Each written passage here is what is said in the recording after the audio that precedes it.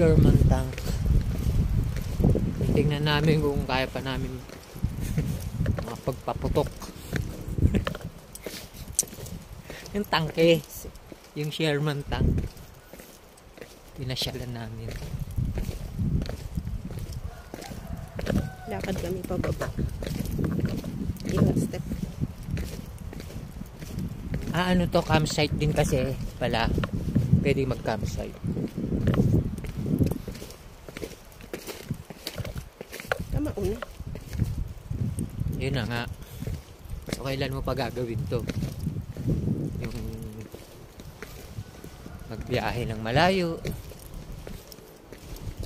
makaramdam ka ng pagod, kakamotor, para lang makita yung mga magagandang, Ika na binayaran? yung hindi mo normal na nakikita sa araw-araw. Ika na binayaran?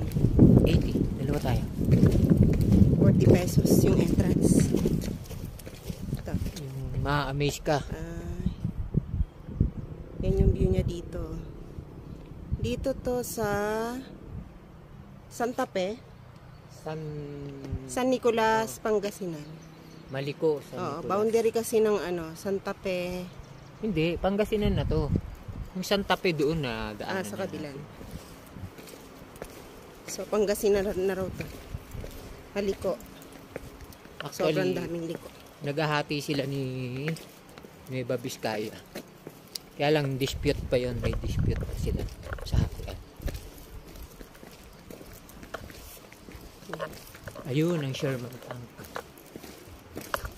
Galing kaming Tinok, Ifugao, tapos diretso dito sa Santa Fe. Doon na kami natulog.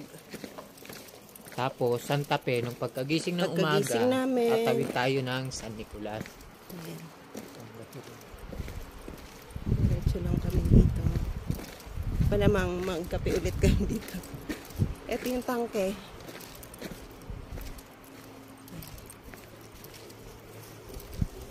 Ito yung view dito. Ito yung top.